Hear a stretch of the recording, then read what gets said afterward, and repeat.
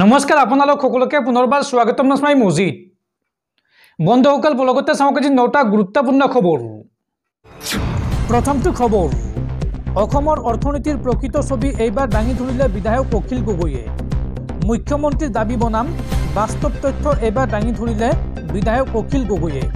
চাওঁ আহক এই সন্দৰ্ভত সবিশেষ। ভাৰতৰ মুঠ জিডিপিত অসমৰ অংশ মাত্ৰ 1.9%। এই ক্ষেত্ৰত ভাৰতৰ ৰাজ্যসমূহৰ ভিতৰত অসম তলৰ পৰা চতুৰ্থ। অসমৰ গড় জনমূৰি আয় মাত্ৰ 1,35,787 টকা। ভাৰতৰ প্ৰতি 100 টকা আয়ৰ তুলনাত অসমৰ আয় মাত্ৰ 73.7 টকা। এই ক্ষেত্ৰত অসমৰ স্থান ভাৰতৰ আন ৰাজ্যৰ ভিতৰত তলৰ পৰা পঞ্চম। আৰু বৰ্তমান অসমৰ জিএছডিপিৰ অনুপাতে হাৰৰ পৰিমাণ 48%। সংবাদমেল পাতি এইদৰে অসমৰ অৰ্থনীতিৰ প্ৰকৃত ছবি দাঙি ধৰিলে বিধায়ক অখিল গগৈয়ে। পৰৱৰ্তী খবৰ, গুৰু শিষ্যৰ পবিত্ৰ সম্পৰ্কত পুনৰ কালিমা সানিলে এই দুই লম্পট শিক্ষকে। নিজ বিদ্যালয়ৰ ছাত্ৰীৰ সৈতে ঘৃণনীয় কাণ্ড কৰিলে শিক্ষক মমিন শইকীয়া আৰু কুশল তালুকদাৰে। ঘটনাৰ বিৱৰণ শুনিলে আচৰিত হ'ব আপুনি।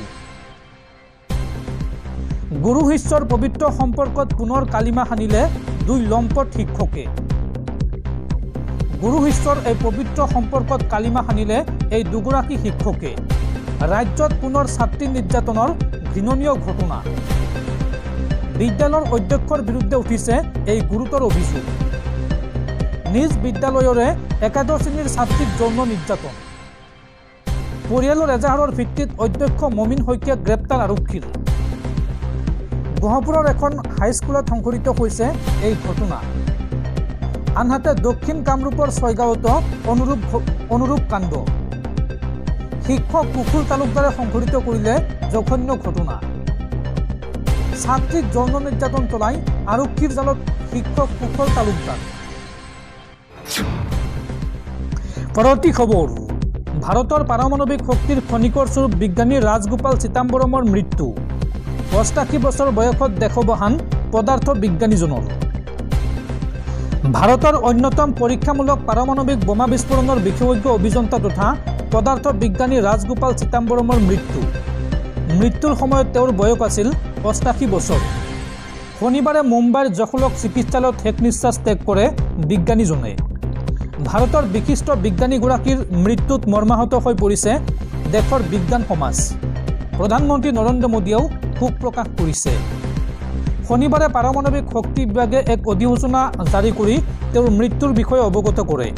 কোৱা হৈছে যে শনিবাৰে বিয়লি 3:30 ভাৰতৰ বিশিষ্ট বিজ্ঞানী ৰাজগোপাল চিদাম্বৰমৰ মৃত্যু হয়। ভাৰতত বিজ্ঞান আৰু প্ৰযুক্তিৰ সাধনাত তেওঁৰ দূৰদৰ্শী নেতৃত্ব চিৰদিন স্মৰণীয় হৈ থাকিব। তেওঁৰ জন্ম হৈছিল 1934 চনত। চেন্নাইৰ প্ৰেচিডেন্সি কলেজ আৰু বেংগালুৰুৰ ইণ্ডিয়ান ইনষ্টিটিউট অৱ ছায়েন্সত অধ্যয়ন কৰিছিল।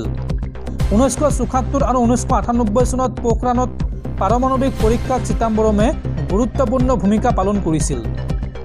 1990 চনত ভৱে পাৰমাণৱিক গৱেষণা কেন্দ্ৰৰ সঞ্চালক হয় আৰু ইয়াৰ পাছত 1993 চনত ভাৰতীয় পাৰমাণৱিক শক্তি আয়োগৰ অধ্যক্ষ হিচাপে নিযুক্তি লাভ কৰে। 1994 পৰা 95 চনত আন্তঃৰাষ্ট্ৰীয় পাৰমাণৱিক শক্তি সংস্থাৰ গভৰ্ণৰ বৰ্ডৰ অধ্যক্ষ হিচাপেও কাৰ্যনিৰ্বাহ কৰিছিল। চিদাম্বৰম 2001 চনৰ পৰা 2018 চনলৈ ভাৰত চৰকাৰৰ মুখ্য বিজ্ঞান উপদেষ্টা আছিল। পাৰমাণৱিক গৱেষণাৰ ক্ষেত্ৰত আগবঢ়োৱা অৱদানৰ বাবে ভাৰত চৰকাৰে 1975 চনত পদ্মশ্ৰী আৰু 1999 চনত পদ্ম বিভূষণ বঁটা প্ৰদান কৰে। চিদাম্বৰমৰ মৃত্যুত শোক প্ৰকাশ কৰিছে প্ৰধানমন্ত্ৰী নৰেন্দ্ৰ মোদীয়ে। তেওঁ কয় যে বিজ্ঞানী ৰাজগোপাল চিদাম্বৰমৰ মৃত্যুত আমি দুখী। তেওঁ ভাৰতৰ পাৰমাণৱিক গৱেষণাৰ অন্যতম অভিযন্তা আছিল। ভাৰতৰ বিজ্ঞান আৰু প্ৰযুক্তিবিদ্যাৰ উন্নতিৰ ক্ষেত্ৰত তেওঁৰ অৱদান অনস্বীকাৰ্য। দেশৰ প্ৰতিজন নাগৰিকৰ হৃদয়ত তেওঁক চিৰদিন স্মৰণ কৰি থাকিব। তেওঁৰ চিন্তাধাৰাই আগন্তুক প্ৰজন্মক অনুপ্ৰাণিত কৰি থাকিব। দৰ্শকসকল আৰু বহুতো গুৰুত্বপূৰ্ণ খবৰ আছে। তাৰ আগতে আপোনাক জনাওঁ যে যদি আপুনি এতিয়ালৈকে এইটো ভিডিঅ'ত লাইক কৰা নাই তেন্তে এতিয়াই ভিডিঅ'টোত লাইক কৰি দিয়ক। আৰু এনেকুৱা ধৰণৰ ভিডিঅ'সমূহ নিতৌ চাবলৈ চেনেলটো সাবস্ক্ৰাইব কৰি কাষত থকা বেল আইকনটো প্ৰেছ কৰি ৰাখক। পৰৱৰ্তী খবৰ, ইছলাম নহয় এইবাৰ খ্ৰীষ্টানৰ আগ্ৰাসনৰ বিৰুদ্ধে সৰব মুখ্যমন্ত্ৰী হিমন্ত বিশ্ব শৰ্মা।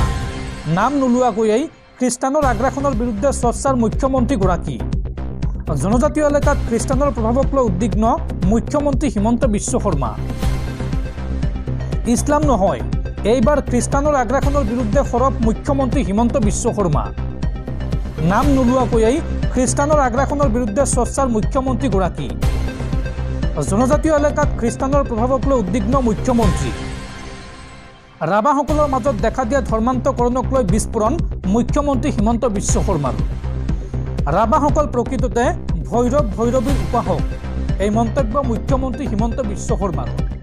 কিন্তু একাংশই তেওঁলোকক আঁতৰাই পেলাইছে নিজ ধৰ্মীয় বিশ্বাসৰ পৰা। জনজাতীয় লোকক নিজ জনজাতীয় পোছাকৰ পৰিৱৰ্তে পিন্ধিব দিছে কুট টাই। নিজ পিতৃৰ ধৰ্ম আজু ককাৰ ধৰ্ম পাহৰি গ'লে তেওঁলোক শিপা নোহোৱা গছলৈ পৰিৱৰ্তন হয়। এফালে অচিনাক্ত লোকে যদি চলাইছে আক্ৰমণ, আনফালে সংস্কৃতি আৰু ধৰ্মৰ দিশৰ পৰাও খিলঞ্জীয়া লোকৰ ওপৰত চলিছে আক্ৰমণ। এই মন্তব্য ৰাজ্যৰ মুখ্যমন্ত্ৰী হিমন্ত বিশ্ব শৰ্মাৰ। পৰৱৰ্তী খবৰ, বাহাল থাকিব বিধায়ক শ্বেৰমান আলী আহমেদৰ বিধায়ক পদ।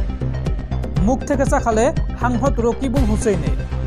উল্লেখযোগ্য যে শ্বেৰমান আলীৰ বিধায়ক পদ খাৰিজ কৰিবলৈ আবেদন জনাইছিল সাংসদ ৰকিবুল হুছেইনে। আৰু আজি শ্বেৰমান আলী আহমেদৰ বিধায়ক পদ বাহাল থাকিব বুলি চূড়ান্ত ৰায় দিয়ে বিধানসভাৰ অধ্যক্ষ বিশ্বজিৎ দৈমাৰীয়ে।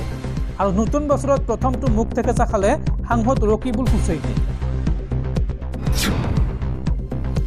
পৰৱৰ্তী খবৰ, অৰুণাচলত ভয়ংকৰ পথ দুৰ্ঘটনাত পতিত অসমৰ পৰা যোৱা বনভোজকাৰী দল।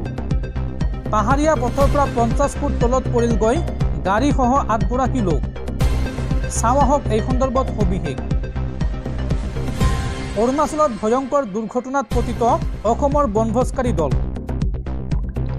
পাহাৰীয়া পথৰ পৰা 50 ফুট তলত পৰিলগৈ গাড়ীসহ এটা পৰিয়াল।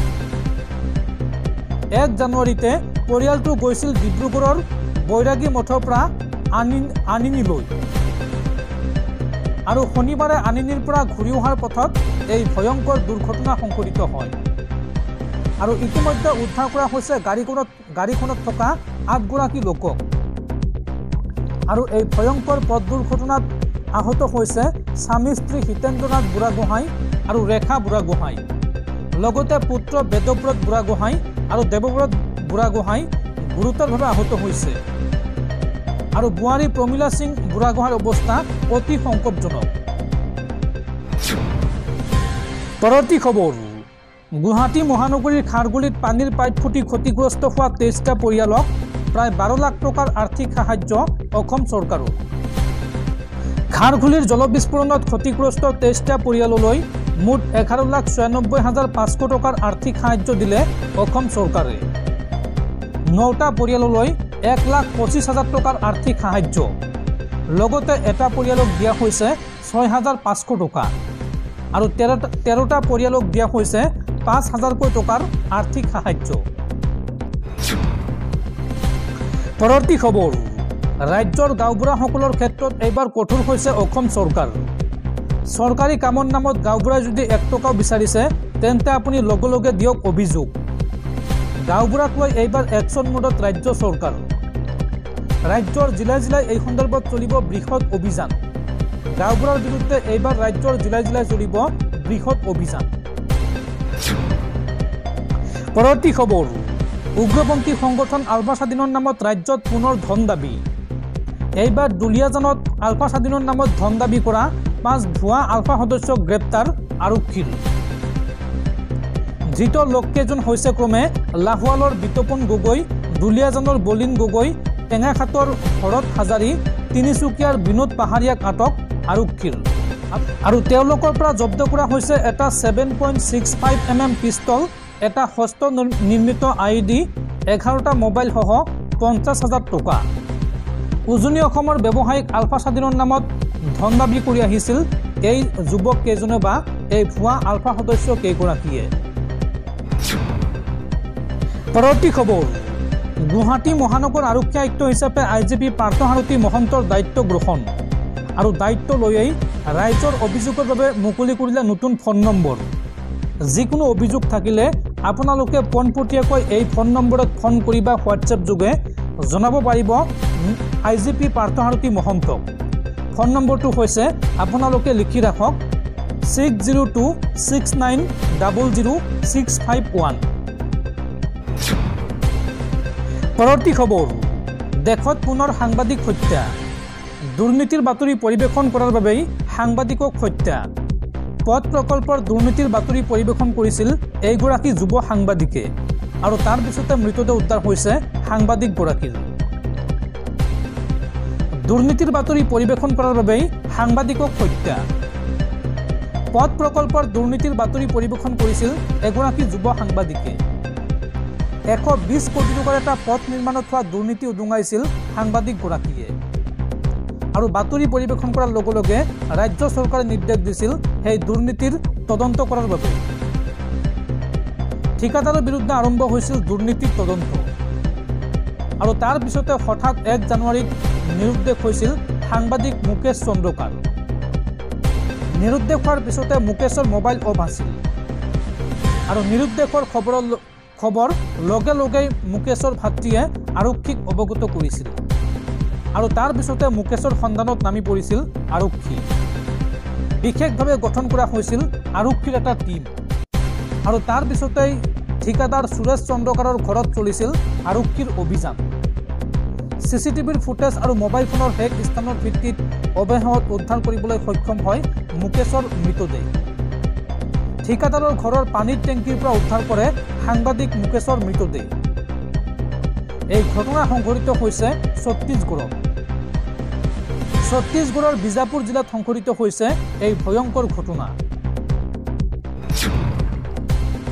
পৰৱৰ্তী খবৰ, জম্মু কাশ্মীৰত পুনৰ দুৰ্ঘটনাত পতিত সেনাৰ কনভয়। এই ভয়ংকৰ পথ দুৰ্ঘটনাত 4জন সেনা জোৱান শ্বহীদ হৈছে, লগতে গুৰুতৰভাৱে আহত হৈছে আন 2জন সেনা জোৱান। জম্মু কাশ্মীৰৰ বান্দিপুৰা জিলাত সংঘটিত হৈছে এই ভয়ংকৰ ঘটনা।